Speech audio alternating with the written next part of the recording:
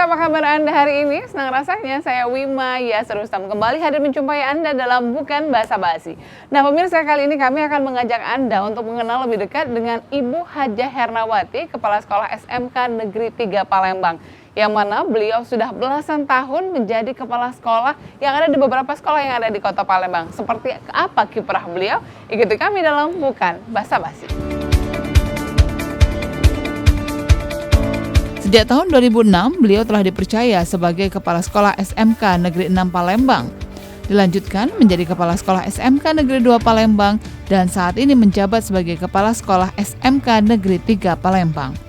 Dalam kiprahnya menjadi Kepala Sekolah, Hajah Hernawati telah berhasil membawa nama harum sekolah. Dengan moto beliau, bekerja adalah ibadah, ia terus berjuang untuk kemajuan dunia pendidikan. Dan saudara, inilah Bukan Basa-Basi. Assalamualaikum. Waalaikumsalam. Apa kabar? Alhamdulillah baik. Ibu Ena apa kabarnya? Baik, alhamdulillah. Sehat ya? Iya, alhamdulillah. Sibuk Ibu? Enggak, biasa rutinitas. Rutinitas gitu ya. Ibu Ena kalau berbicara mengenai sekolah begitu, kemudian juga berbicara mengenai pendidikan. Nah, salah seorang katakanlah kepala sekolah wanita yang ada di Kota Palembang yang Provinsi sudah Sumatera lama Selatan. sekali ya di Provinsi Sumatera Selatan, tapi kalau kita berkaca di Palembang, Ibu salah satunya yang sudah lama sekali malang melintang pindah sana pindah sini ya Bu ya. Sudah hampir 14 tahun. Ya, 14 tahun. Seperti apa sih Bu Erna asal mulanya sehingga bisa sekolah, ya. menjadi seorang kepala sekolah sudah 14 tahun lamanya? Oh gitu. Ini flashback ya. Flashback cerita. Iya. Karena kepala sekolah menurut saya itu adalah seorang profesional guru ya, yang mempunyai tugas tanggung jawab yang mendapat kepercayaan baik dari masyarakat maupun pemerintah. Nah, jadi saya asalnya sebetulnya tidak ada niat untuk jadi kepala sekolah, itu bercita-cita juga tidak, tapi alhamdulillah punya garis tangan. Ternyata Tuhan punya turut campur di situ. Tahun 2006 saya sejak jadi kepala sekolah, sebelumnya jadi wakil di STM 1 Pak Jo dulu namanya. Jadi saya guru di sana, kemudian ya mendapat kepercayaan setelah mengikuti prosedur-prosedur persyaratan untuk jadi kepala sekolah, maka 2006 saya diangkat kepala sekolah. Alhamdulillah. Iya, ini juga berkat dorongan dari keluarga, kemudian dari teman-teman juga, jadi atasan kita. Jadi sampai hari ini pun ya ini berkat mereka semua juga, selain Allah yang menentukan. Iya, jadi kalau berbicara tadi sudah disinggung sedikit tentang bahwa kepala sekolah ini juga merupakan sebuah posisi penentu begitu ya Bu ya. Mau dibawa kemana, diarahkan kemana sebuah sekolah itu. Dulu menjadi seorang guru sudah, kemudian juga akhirnya menjadi kepala sekolah sudah 14 tahun lamanya. Apa sih menurut Ibu sendiri definisi dari kepala sekolah itu? Lah itu, kepala sekolah tadi ya karena dia diberikan tugas tanggung jawab seseorang yang profesional. Jadi kita di sini bagaimana kita mengajak orang, seseorang itu bisa mengajak, menghimpun atau membuat sekolah itu menjadi maju. Nah itu jadi seorang pemimpin. Jadi kepala sekolah itu seorang pimpinan yang bisa mengarahkan, membuat sekolah itu berkembang atau tidak, seperti itu. Ketertarikan yang paling mendalam itu apa Bu? Tantangannya begitu? Kalau dibilang ya ini namanya dinamika ya, dinamika. Jadi kalau saya lihat itu sebetulnya kita harus ikhlas dulu, senang dengan tugas yang diberikan pada kita. Jadi insya Allah tantangan-tantangan itu bisa kita lalui dan bisa kita carikan solusinya dengan kita terus mengajak bersama-sama, karena tidak bisa kepala sekolah itu sendirian dalam satu sekolah, apalagi sekolah yang besar-besar. Jadi kita semua elemen yang ada di sekolah itu ikut kita libatkan, sehingga tantangan yang besar sebetulnya mengajak orang sebetulnya. Bagaimana teori atau teknis kita, ini kan seni nih, mengajak teman-teman supaya sama-sama mempunyai visi atau tujuan yang sama untuk sekolah tersebut, seperti itu. Ini menarik ya Bu ya, kalau berbicara mengenai apalagi Ibu seorang wanita juga, kemudian juga harus mengurus keluarga juga, tetapi juga tetap harus menghandle banyak sekali urusan yang ada di sekolah. Jadi yang paling besar yang memotivasi Ibu apa nih? Kita sambil berjalan. Ini SMK Negeri 3 ini ya cukup luas sih. Ini juga piala anak-anak ini ditaruh di depan ya Bu ya, sebagai sebagai penyemangat begitu mungkin? Iya, motivasi, kemudian juga untuk menyampaikan kepada masyarakat bahwa kita punya prestasi-prestasi yang bisa dibanggakan oleh siswa kita maupun oleh guru, seperti itu. Iya, jadi memang sengaja ditaruh di depan gerbang begitu supaya ketika masuk langsung terlihat, oh sudah banyak sekali prestasi. Iya, seperti itulah. Jadi saya biasanya Mbak Wima kalau piala itu di depan, kemudian perpustakaan itu saya posisikan di depan sekolah. Ada filosofi tersendiri? Iya, karena inilah yang akan menjadi penilaian atau menjadi nilai dari sekolah itu sendiri dengan adanya prestasi dan juga perpustakaan ini untuk mengajak orang untuk membaca dan sebagainya. Baik, tadi belum sempat terjawab Bu Erna tentang motivasi Bu yang terbesar itu apa untuk tetap bisa menghandle semuanya, baik rumah, kemudian juga pekerjaan di luar, dan juga harus tetap terlihat cantik seperti ini. Alhamdulillah, yang penting sehat loh. Oh ya begitu ya, sehat luar dalam begitu ya Bu Erna. Iya. Jadi motivasi saya sebetulnya berangkat dari tidak ada niat atau tidak ada cita-cita sebetulnya. Tapi begitu sudah diberikan amanah, saya harus bertanggung jawab. Nah, saya juga harus menunjukkan bahwa kita gender perempuan ini juga bisa. Artinya memimpin sebuah sekolah, memimpin masyarakat, apapun itu. Kemudian juga motivasi saya sendiri untuk jadi kepala sekolah itu setelah diberikan tanggung jawab ini ya ingin memajukan atau menunjukkan pada masyarakat, kemudian pada orang tua juga bahwa kita punya kemampuan untuk itu. Jadi sehingga saya ada terpacu ya, termotivasi untuk selalu memikirkan sekolah supaya terus berkembang, dan itu insya Allah jadi benchmarknya kepala sekolah atau teman-teman yang lain. Baik, kita mungkin sambil berjalan begitu Bu Erna, ini enak sekali memang. Memang suasana alam begitu terasa di sini. Iya, alhamdulillah ini. Karena teman-teman juga sih merawatnya lingkungan, karena lingkungan itu saya karena pernah mendapat juga prestasi sebagai kepala sekolah berwawasan lingkungan gitu. Jadi saya memang seneng ya lihat yang rapi, yang indah-indah gitu. Itu kalau menurut Ibu memang diperlukan dalam dalam meningkatkan motivasi siswa untuk belajar? Oh iya, pasti itu. Ya, karena kan dimanapun kita berada, kenyamanan itu nomor satu. Ya, kalau mereka sudah nyaman, sudah merasa memiliki, insya Allah semuanya bisa berjalan dengan baik sesuai apa yang kita harapkan. Terutama di siswa, dia belajar dengan tenang, dimanapun mereka istirahat atau duduk, itu bisa kita siapkan. Baik, ya Bu Erna, kalau tantangannya untuk kepala sekolah saat ini itu sebenarnya selain apakah gender juga menjadi sebuah tantangan begitu? Iya, bisa jadi gender, karena orang mungkin masih sebagian kecil yang menganggap perempuan itu dalam tanda petik ya tidak bisa lebih tinggi atau lebih hebat dari laki-laki. Tapi disinilah kita punya tantangan. Tantangan itu bahwa kesetaraan gender itu sama sebetulnya. Siapapun kalau dia punya kapabilitas, punya kemampuan, saya yakin bisa. Jadi tantangan kita meyakinkan orang sebetulnya. Oh, jadi yang pertama justru tantangan di saat ini adalah meyakinkan orang bahwa wanita itu bisa punya begitu. Kemampuan gitu. Punya kemampuan. Kalau tidak ya mungkin dilihat orang perempuan, ibu itu bisa apa sih? Nah, dia selalu ibu itu dalam tanda petik di rumah saja sebetulnya, seperti itu. Itu yang Ibu rasakan? Iya, kita bisa lihat aja di mana-mana karena sekarang ini kan baik itu di masyarakat, baik ini masih ada sebagian menilai seperti itu. Padahal nyatanya wanita juga bisa pernah ada yang jadi presiden. Betul, jadi bisa menunjukkan bahwa kesetaraan gender itu memang benar layak untuk diperjuangkan. Betul. Baik pemirsa, sebelum kita masih mengenal lebih dekat lagi dengan seorang Ibu Ernawati, kita akan jeda sejenak. Tetaplah bersama kami. Bukan basa-basi, masih akan kembali usai jeda berikut ini. Ayo Bu, silakan.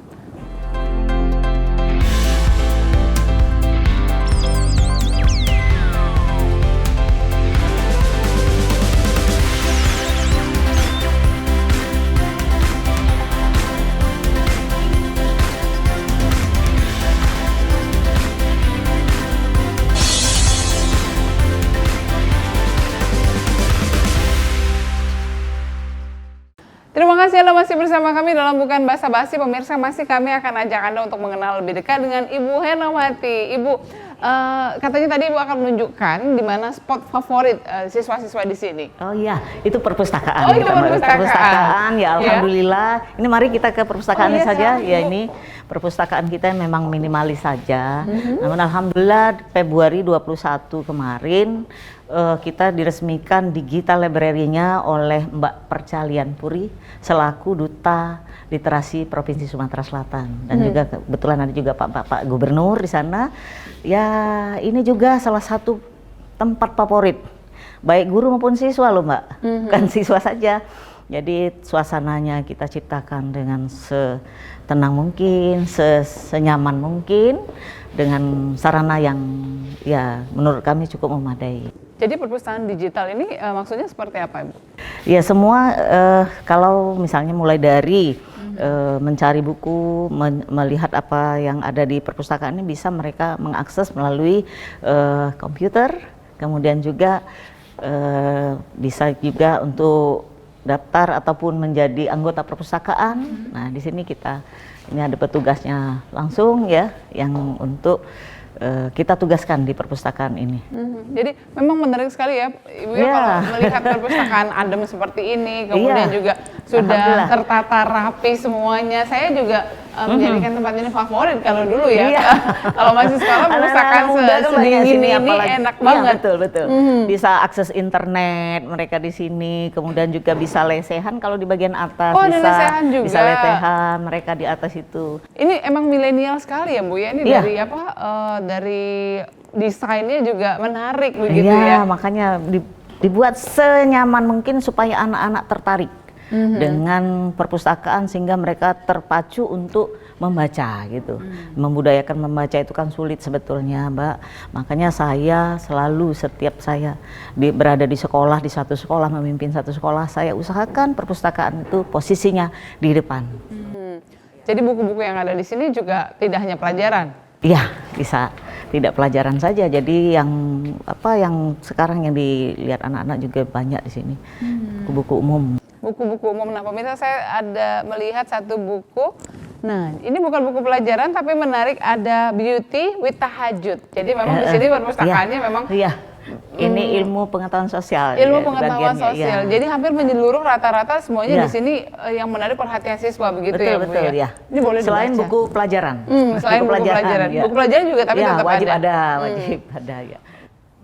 Kalau menurut Ibu sendiri apa ya? Seperti apa sih minat siswa saat ini ketika harus membaca buku itu? Memang ya pertama harus dipaksa mungkin ya. Dipaksa, terpaksa, insya Allah jadi terbiasa dan jadi habit anak-anak itu sendiri begitu. Jadi sekolah harus memperhatikan itu. Jadi mungkin dipaksa itu bukan hanya dipaksa secara ini mereka tidak senang atau juga seperti apa, tapi sarana prasarana tidak kita lengkapi, kita penuhi gitu. Seperti sekarang ini kita buat bagaimana caranya supaya nyaman dan menarik bagi anak-anak itu. Kemudian juga programnya di perpustakaan ini seperti apa? Misalnya diadakan lomba, diadakan kegiatan-kegiatan apa tentang yang berkaitan dengan perpustakaan.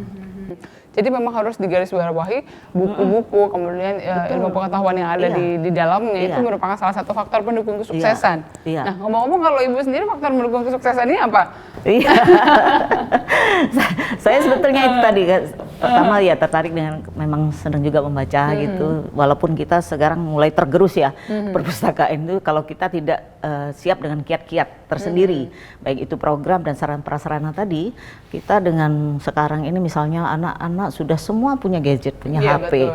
Jadi dengan HP saja mereka bisa membaca dan sebagainya. Tapi dengan kita berikan tugas-tugas mungkin oleh guru, jadi kerjasama yang baik, program yang baik itu akan menarik perpustakaan itu sendiri.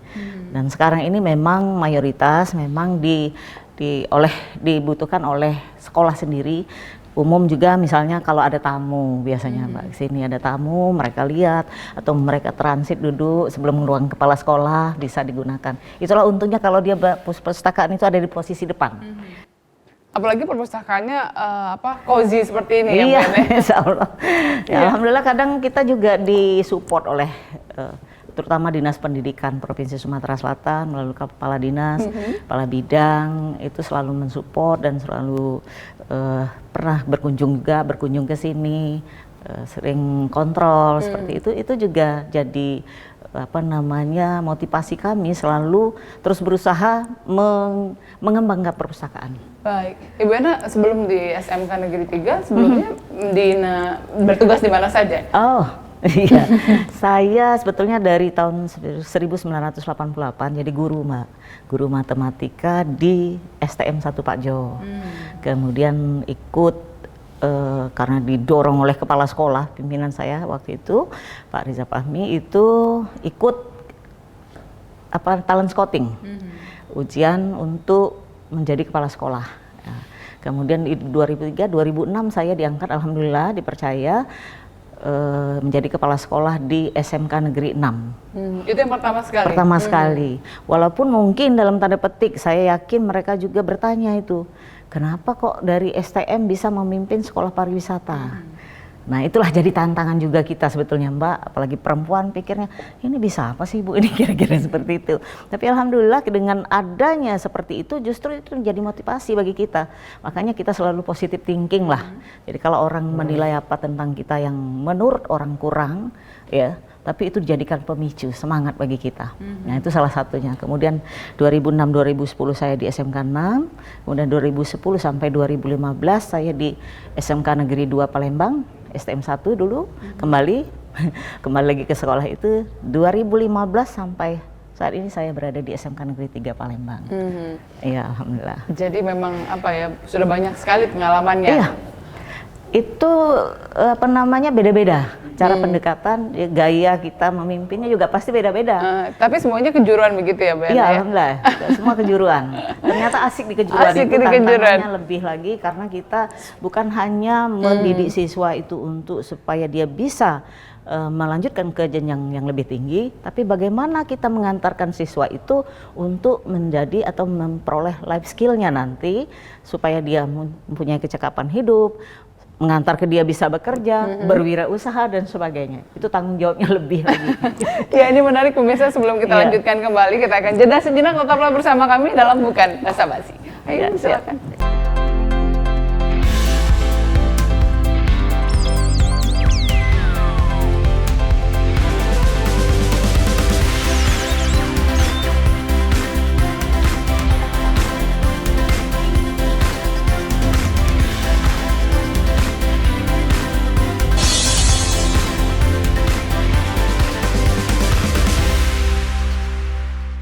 Terima kasih Anda masih bersama kami dalam Bukan Basa-Basi, masih bersama Ibu Enawati. Iya Ibu ya, menarik ya kalau berbicara mengenai perpustakaan ini ya. Kita bisa bergeser ke ruang lainnya. Oh ya, boleh silakan Ibu. Ya, ini SMK Negeri 3 ini ada beberapa ruang. Nah ini ruangan yang salah satu ruang favorit juga. Ya insya Allah seperti ini kita buat bagaimana supaya nyaman. Kita nyaman kerjanya, kemudian tamu-tamu juga kita sambut di sini. Nyaman dan cantik begitu ya Bu ya? Insya Allah. Seperti orangnya. Amin. Seorang kepala sekolah itu harus mempunyai paling tidak 4 yang dimilikinya. Yang pertama, kapabilitasnya, kemampuan dalam hal profesionalismenya sebagai seorang pimpinan, kemudian akseptabilitasnya, keberterimaan dia atau kepala sekolah tersebut di tempat yang baru atau di tempat yang akan dia pimpin. Itu harus diterima orang dulu baru bisa ngajak orang kan tentu. Kemudian nanti dia harus punya bridging. Kalau tidak punya bridging kita sendiri di sekolah itu tidak bisa, apalagi SMK. Jadi dia harus punya banyak koneksi, banyak dengan orang lain, dia harus banyak berhubungan, terutama misalnya kalau di SMK itu dunia usaha industri yang harus punya koneksi seperti itu. Kemudian yang berikutnya harus visioner kepala sekolah itu, bagaimana sekolah itu bisa dibawanya nanti berkembang setelah dia memimpin di sekolah tersebut. Di samping harus amanah tentunya seperti itu. Jadi memang dicintai dulu baru didengar, betul, begitu ya. Betul. Jadi apa resepnya untuk bisa dicintai Bu? Iya, kita harus bisa menyelami atau empati sesama, kemudian juga bisa bekerja sama. Jadi jangan seperti kata orang tuh ngebos, bosi ya. Tapi kita kadang kita menunjukkan bahwa kita tuh sama. Sama itulah teknis, mungkin seni kita mengajak teman-teman supaya bisa mereka bekerja sama. Jadi ya harmonisasi kita dengan atasan, kemudian dengan teman-teman guru yang ada di sini, bahkan dengan bawahan yang sekalipun mereka di lapangan itu harus kita anggap semuanya sama, seperti teman gitu. Jadi kalau segala sesuatunya mudah kita komunikasikan seperti itu. Kemudian yang ingin Ibu sampaikan juga seperti itu kepada pemirsa di rumah, seperti apa sih sebenarnya dukungan seorang dukungan yang ada di balik seorang Ibu Ernawati, dukungan dari keluarga agar di luar tetap bisa prima begitu menjalankan tugas-tugasnya yang berat, tetapi juga di rumah itu dilepas dengan dengan sukacita begitu. Yang jelas itu harus ada komitmen. Komitmen walaupun tidak tertulis, misalnya dengan di rumah, kalau kita seorang perempuan ibu, kita harus punya komitmen dulu dengan suami.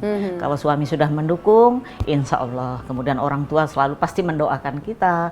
Kemudian dengan teman-teman ini selalu kita sharing, tukar pendapat. Kemudian juga jangan seperti kita, istilah dalam tanda petik juga keminter gitu ya.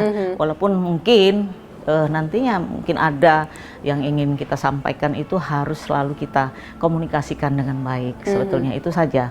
Jadi jadi buatlah seperti keluarga juga di tempat sekolah, terutama di sekolah ya, seperti keluarga. Jadi kita ini selaku pimpinan itu jangan menjadi bos tadi, tapi kita siap melayani. Kita ini pelayan sebetulnya, melayani baik warga sekolah, masyarakat, orang tua dan sebagainya. Siswa juga kita layani. Seperti itu. Kemudian Ibu, apa lagi yang belum dicapai sampai sejauh ini? Kalau belum dicapai itu sebetulnya saya ingin sebetulnya prestasi-prestasi sekolah itu baik dari guru maupun siswa ini selalu berprestasi, bisa mengantarkan mereka nanti setelah mereka selesai dari sekolah itu mereka menjadi orang yang sukses. Nah itu kalau kita dengar itu ada yang sukses, ada yang berhasil, itu bangga sekali. Jadi itulah yang cita-cita atau keinginan saya melihat anak-anak yang kita didik ataupun yang kita bina selama ini itu menjadi orang-orang yang sukses. Di samping ya mungkin dilihat bagaimana cara kita mengatur, kemudian juga menempatkan posisi sarana prasarana yang ada, kemudian juga kawan-kawan semuanya betah di sekolah. Nah seperti itu. Insya Allah kita nyaman kalau kita sudah dicintai, kemudian kita mencintai dengan pekerjaan, dengan seluruh warga yang ada, itu menjadi ngangenin kata orang di sekolah itu. Apa yang harus dibenahi dalam mungkin perubahan sistem yang seperti apa? Karena memang zaman memang sudah tidak sama lagi dengan yang dulu, tapi goalnya yang ingin dicapai dalam dunia pendidikan juga tentunya tidak meninggalkan norma-norma seperti yang sudah ada begitu Ibu Erna. Memang banyak pendapat orang bahwa terjadi pergeseran pendidikan. Ya kita tidak menidakkan itu. Memang kondisi yang ada seperti ini, sudah zamannya seperti ini. Tapi kita harus bisa juga menyikapin ini dengan bijak. Kemudian juga kita harus bisa juga bijak di sini dalam arti memfilter semua kegiatan-kegiatan anak itu dengan misalnya sekarang kan zaman sudah canggih ya, era milenial. Kalau kita tetap kekeh dengan seperti yang lama, seperti ini, itu susah itu. Jadi kita harus mengikuti zamannya sekarang ini.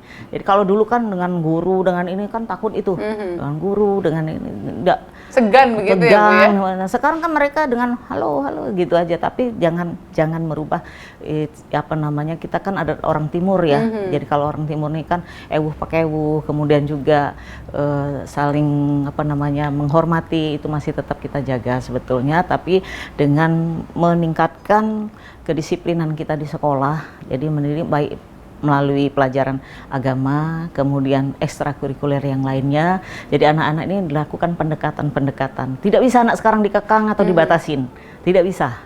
Jadi kita juga harus memahami itu. Iya. Baik, Ibu bisa berbagi sedikit rahasia seperti apa sih biar tetap bugar, kemudian juga tetap fit begitu menjalani tugas berat sebagai seorang kepala sekolah?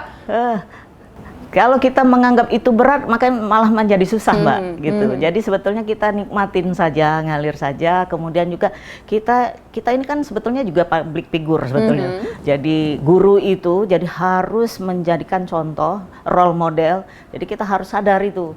Kalau kita menyadarin itu, kita harus menyiapkan diri kita, baik dari performan atau apa, walaupun mungkin ada masalah yang lainnya, tetap senyum. Jadi smiling day, setiap hari kita harus senyum dengan apapun itu. Jadi insya Allah dengan niat, kemudian nawaitu kita sebetulnya, niat kita, positive thinking, insya Allah. Jadi itu rahasia tetap cantik dan bugar. Ya, insya Allah. Positive thinking ya. Positive thinking. Ibu terima kasih sekali sudah menyita waktunya hari ini. Banyak sekali sudah dibagi bersama kami dalam Bukan Basa-Basi kali ini. Kami pamit ya Ibu ya. Terima kasih. Terima kasih ya sekali lagi. Salam untuk teman-teman di TV. Iya, terima kasih Ibu. Dan pemirsa, demikian Bukan Basa-Basi kali ini kita sudah berbincang bersama Ibu Ernawati selaku Kepala Sekolah SMK Negeri 3 Palembang. Sampai jumpa di Bukan Basa-Basi selanjutnya. Sampai jumpa.